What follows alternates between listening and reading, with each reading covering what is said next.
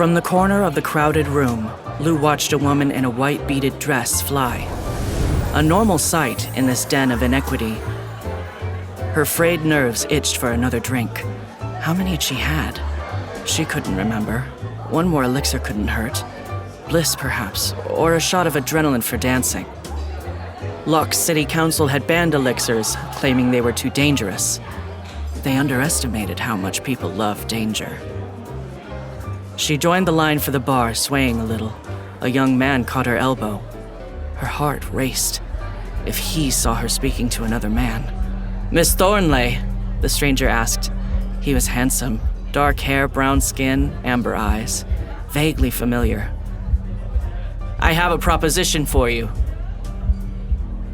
Dangers be damned. Lou listened.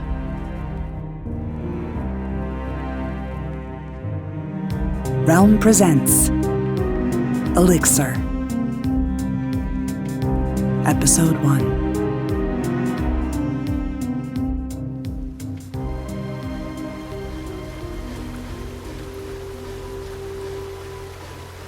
Would you hold the lantern steady? Vera shot an irritated look at her older cousin.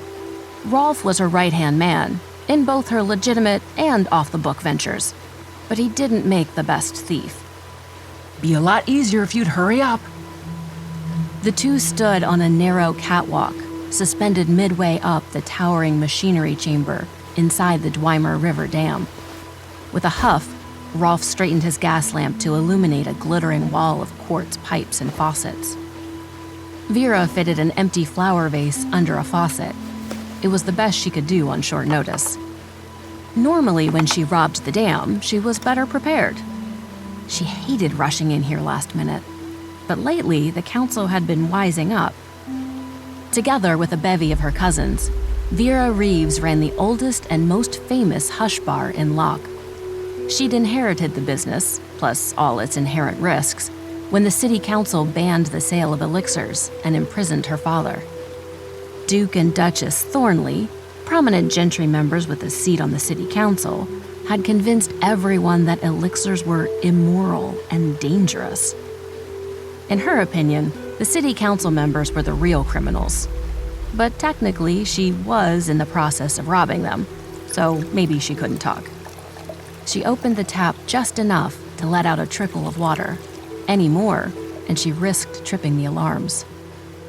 Beside her, Rolf shifted uneasily. You realize that guard didn't go to the pleasure house for a sleepover, right? If he comes back... Give me 2 minutes. Probably what he said. Vera rolled her eyes. Every drop she could squeeze from this tap counted. Dwemer water was the active ingredient in the elixir she distilled. The light behind her drooped again. Vera rubbed her nose on one olive-toned shoulder, irritated. Honestly, what use are all those pull-ups you do on the bar mantle every morning if you can't hold one measly lantern? Vera glared at her cousin. Is that really enough to justify opening tonight? He pointed at the half-filled vase. If turnout's anything like last week, we'll have plenty for all 4 of our patrons. We can't keep taking these risks. We are Reeves. Our ancestors were apothecars before Locq was even built. This is our legacy. Besides, risk is the name of the game, unless you want to abandon your post and let me run the whole show myself. You wouldn't last a single day, cuz. Rolf tousled her dark chin-length bob. The vase grew heavier. She touched it with a fingertip and felt the water inside surge in response. Rolf tapped her leg. I hear something. I don't hear anything, you old coot. But then... footsteps. Kill the light, she whispered. Darkness enveloped them. She turned off the tap, hefted the vase, half full. It would only distill a dozen elixirs at most, enough to serve 1 round of patrons. She'd have to make do. From higher up in the machinery chamber, someone began to whistle. She tapped Rolf's wrist, and he seized her hand. Bent double, they tiptoed back the way they'd come in, across the rickety wooden catwalk. They were a dozen stories above the ground floor of the machinery chamber. Vera was glad the darkness hid the drop. Heights had always made her queasy. Just thinking about it made her walk faster, and the catwalk groaned. Vera reached under the collar of her blouse. Her fingertips grazed the necklace there, a slim rose quartz vial with a matching stopper. Vera took a sip from the vial and passed it to Rolf. The tiny mouthful wouldn't last more than a few minutes. A pleasant warmth suffused her body as the elixir slid down her throat. Lantern light flared above. In its halo, she spotted an iron shoe leaning over a higher catwalk, near the top of the machinery chamber. He stared right at Vera. Her breath caught. But a moment later, his gaze slid away. He scanned the neighboring walkways above and below. He hadn't seen them because the elixir had turned her and Rolf invisible. Temporarily, and it was more like camouflage than strict invisibility. When Rolf crept toward the exit once more, Vera could see a ripple, the elixir mimicking his surroundings like a chameleon. She followed, not daring to speak or breathe. Not until they shoved through the exit into the fresh night air. Only there did she gasp with relief.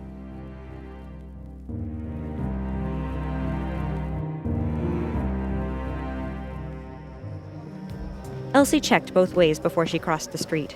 Most shops were closed, iron grills drawn. But a gas lamp above the Jaded Rose flickered cheerily, and the store's broad windows were lit from within. A group of people bustled past, laughing. Some wore business attire, others tight beaded dresses like the one Elsie had pilfered from her older sister's closet. Elsie rooted through her oversized evening bag. Change of clothes, coin purse. There. Gently, she extricated a long-stemmed pink rosebud. Tied to it was a calling card that read, "The Jaded Rose, Floriculture and Botanical Specialists." This was the place, all right. This was Locke's underworld. For all Elsie knew, this could be the very same hush bar where her sister Lou had become hopelessly addicted to elixirs. Inside, memory reared its ugly head. Last night, Lou, ossified out of her mind on elixirs. Elsie had been begging her for weeks to stop taking so many. Lou never listened.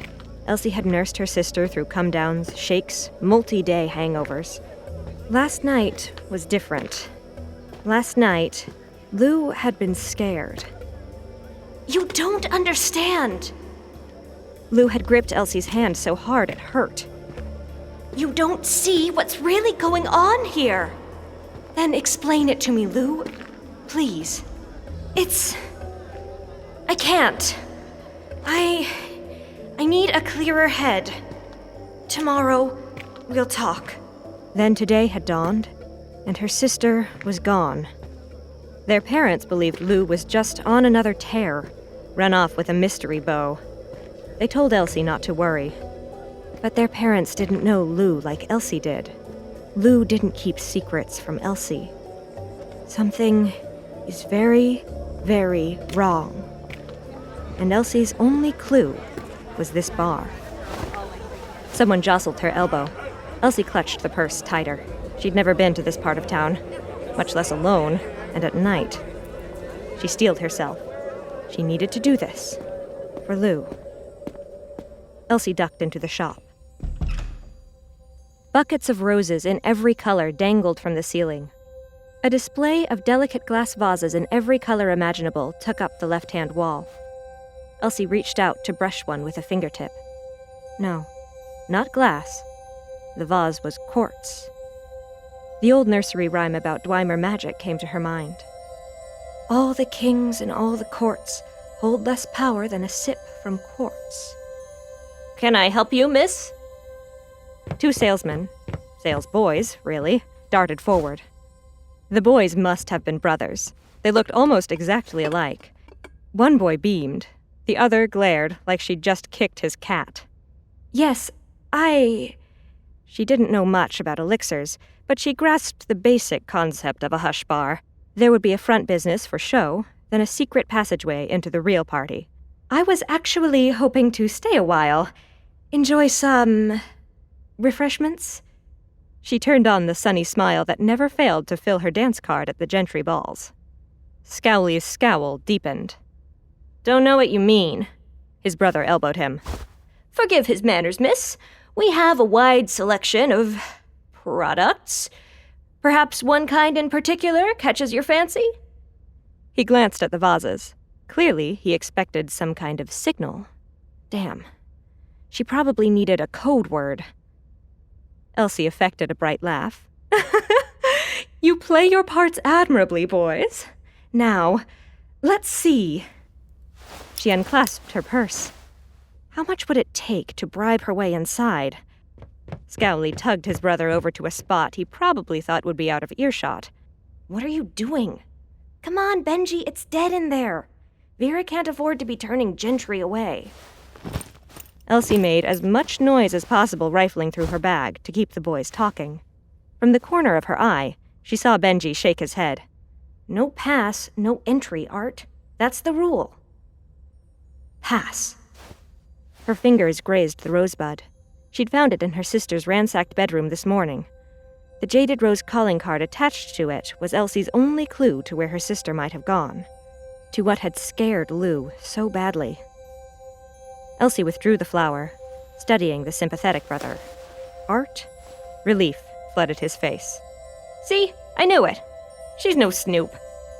Art nudged his brother, then nodded at the vases. Pick anyone you want, miss. Elsie picked the prettiest. Purple and green shot through with flecks of gold mica. She slid the rosebud stem down its neck. Here goes nothing. The instant the stem touched the thin layer of water at the bottom, the bud's petals unfurled into a pink rose. At the same time, the wall sprang forward.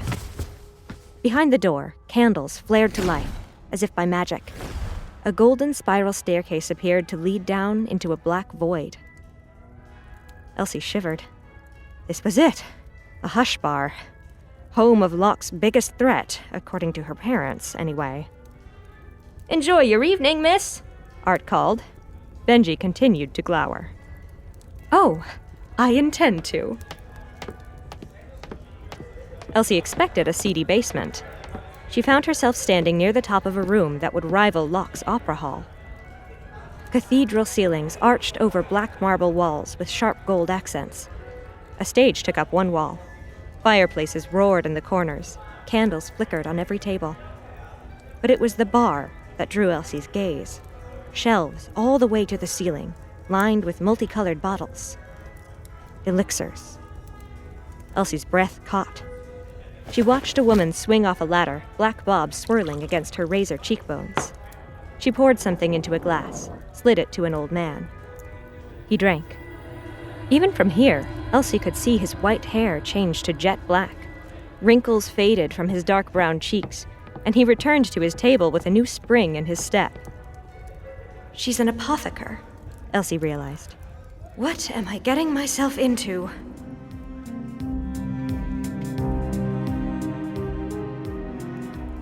Vera spotted the newcomer straight away. For one thing, there wasn't much competition. Of the other 8 people in the bar, Vera was related to 5. The remainder were regulars. Nicholas, who rented a one-room flat above the flower shop, Pauline, who played piano in exchange for talent elixirs, and Hans, an octogenarian who used to help her father out with odd jobs. Vera now served him shots of youth for free, because she was too damn soft. So really, there was only one paying customer, until now. Rolf nudged her. That one's got enough dough for a whole bakery. Vera snorted. The woman's outfit likely cost more than the rest of her patrons' wages put together. Don't get too excited. Just means she's trouble. Whatever the lady had hoped to find, she clearly didn't see it, because her shoulders slumped. Probably wanted a livelier crowd. She can go to one of Harlow Jones's dives if that's what she's after. The woman shook off her disappointment and approached the bar. She perched on that one crooked stool Vera kept meaning to fix. Then she stuck out a hand as if this were a business meeting. Hi, I'm Elsie. Vera stared. At least she took the hint, letting her hand drop unshaken. Gorgeous place you've got. Or, oh, I'm sorry. I just assumed you're the owner. Elsie was what Rolf would call a stunner. Big agate blue eyes, blonde ringlets, ivory skin so flawless it could have only been achieved with a 16-step beauty regimen. A few years younger than Vera, or maybe just better maintained.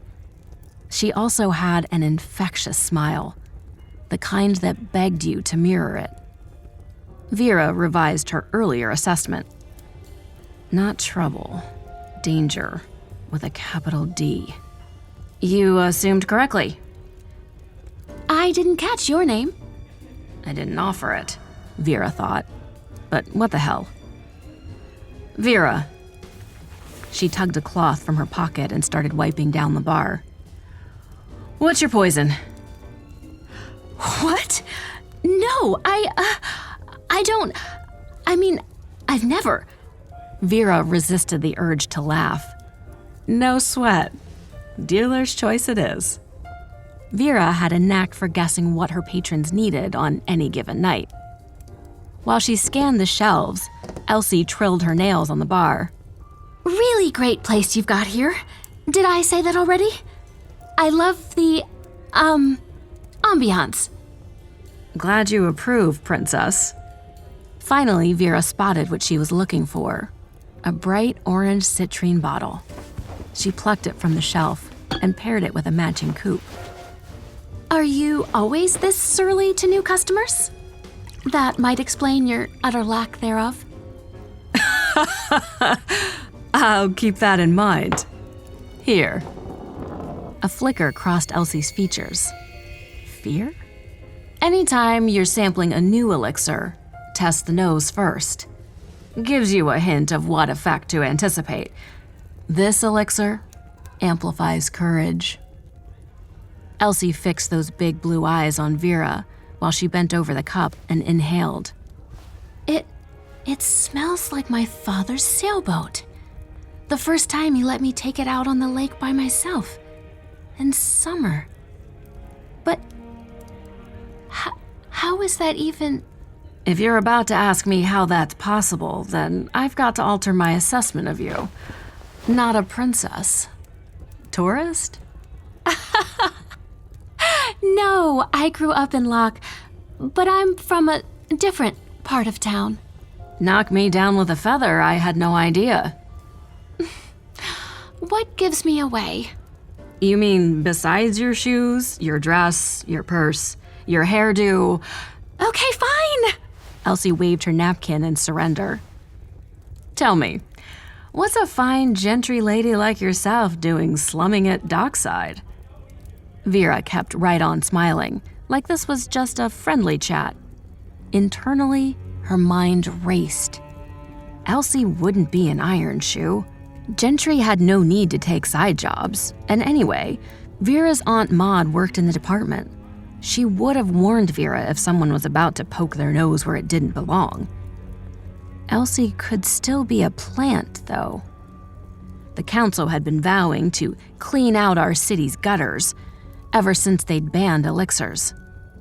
The city council had dammed the Dwemer River for the same reason they'd banned elixirs, because they believed the water was cursed with magic. At least that was what the gentry called it. Vera loathed the term. Elixirs were no more magic than Vera's ability to subvert the law. They required knowledge, scientific study, and careful preparation. That was all. But between the added security at the dam and the hush bar raids Vera had been hearing about lately, well, suspicion was warranted. So what did this woman want? Elsie's feet rapped against her stool. She surveyed the room. There it was again, that brief flit of fear. I'm meeting someone. Or I hoped to, but she'll turn up. Probably running behind schedule. Vera reached for another bottle. Her usual go-to, a light distillation to heighten her perception. It made lights brighter, scents sharper, sounds clearer. Helped Vera read her customers more accurately, too. She poured herself a dram to match Elsie's and lifted her glass. If you've got time to kill, let's toast.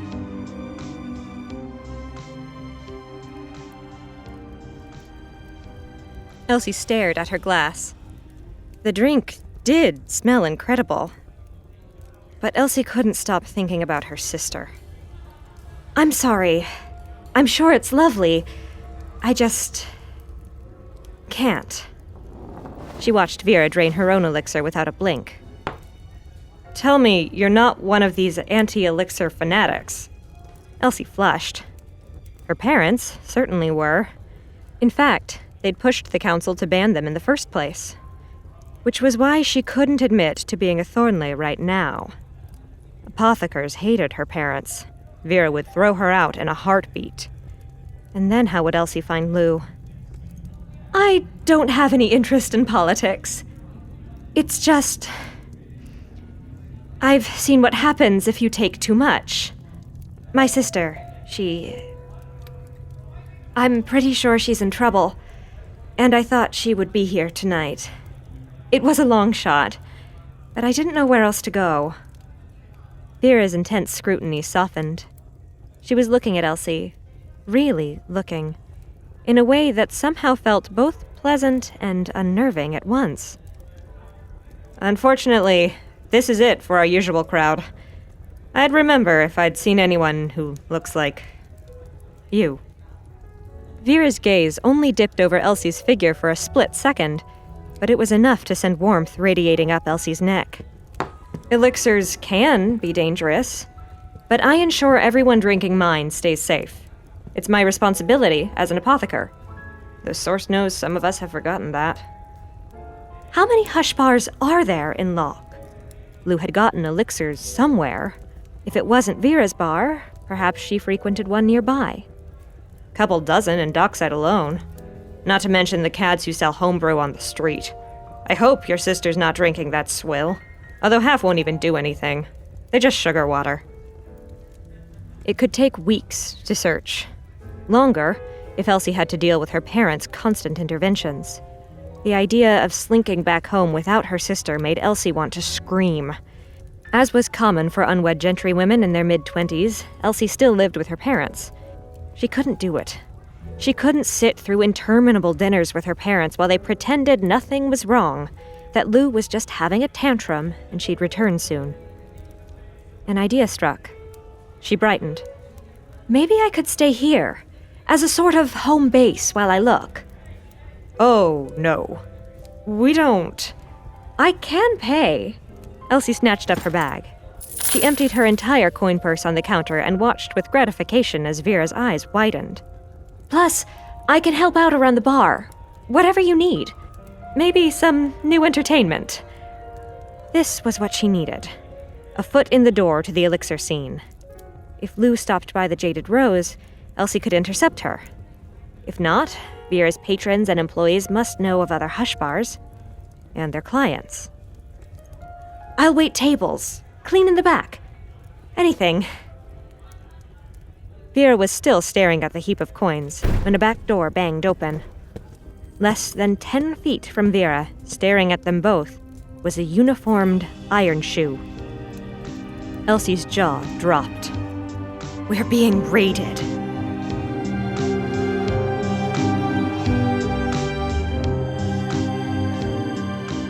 You're listening to Elixir by Ellen Goodlett, starring Ava Mag, Keeler Lee, and Marin Miller. Produced by Realm, your portal to another world. Realm, listen away.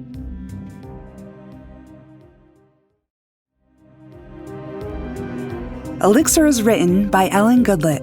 It is produced by Nicole Otto and executive produced by Molly Barton. Voice direction, audio production, and original theme music by Amanda Rose Smith.